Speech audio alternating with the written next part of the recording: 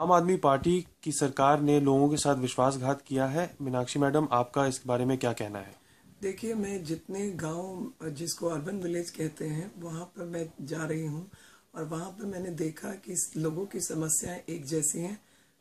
दिल्ली जैसे शहर के जो गांव हैं वहाँ पर पानी नहीं है, बिजली नहीं है और साथ में ब्रॉडबैंड कनेक्टिविटी का तो प्रश्न ही नहीं उठता। सड़कें नाम मात्र हैं, कहने को हैं। और उसमें जो सबसे बड़ी गड़बड़ हुई है और गलती हुई है वो ये है कि बजट ही पारित नहीं हुआ, और बजट क्योंकि पारित नहीं होने के कारण सारे जो काम चल रहे थे वो भी डिले हुए और उन कामों पे कार्रवाई नहीं हुई। किसी भी काउंसलर को या किसी भी कॉरपोरेटर को और एमएलए को काम करने के लिए फंड्स की आवश्यकता होती है, वो फंड्स है नहीं।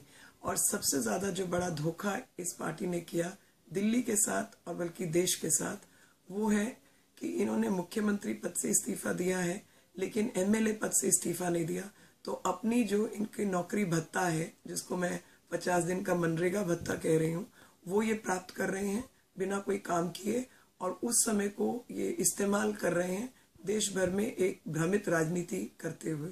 आपको ये भी समझना होगा कि इन तमाम जो दिक्कतें हैं दिल्ली जैसे शहर में, और दिल्ली को राज्य का दर्जा जरूर दिया गया है लेकिन दिल्ली एक शहर मात्र है।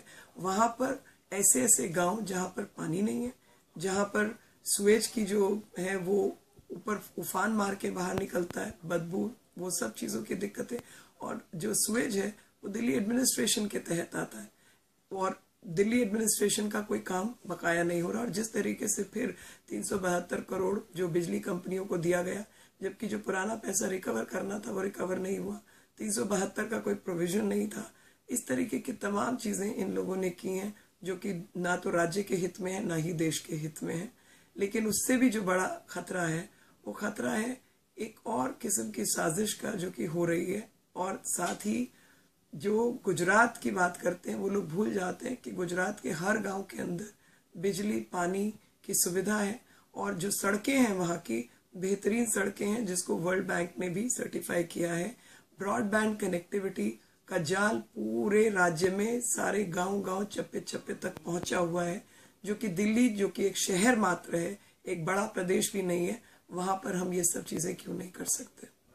आप अपनी यात्राओं पे कई बुजुर्गों से मिले हैं। जी, उनकी उनके और आपकी क्या प्रतिक्रिया रहेगी, और आपके क्षेत्र के बुजुर्गों के लिए आप क्या करना चाहेंगे?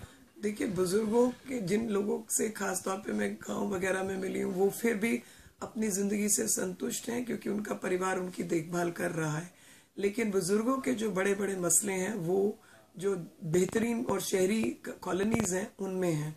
दो केस तो मैंने अपने आप अपनी जिंदगी में किए। एक केस हौस खास की एक प्रॉपर्टी का था, दूसरा ग्रीन पार्क की, जहाँ पर एक भ्रमित तरीके से धोखा देके दस्तखत करा लिए गए थे।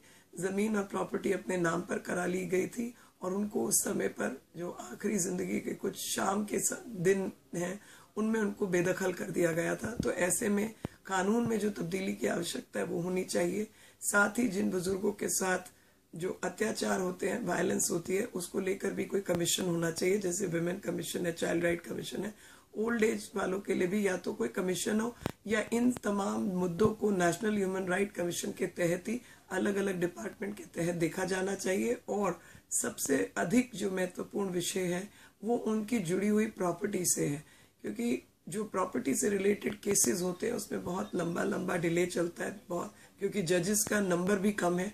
तो ऐसे में इन कुछ कानून की व्यवस्था हो, कुछ हो कि एक जो पर्टिकुलर उम्र के लोग हैं उनके अगर केसेस कोर्ट में चल रहे हैं उनका जल्द से जल्द समाधान हो।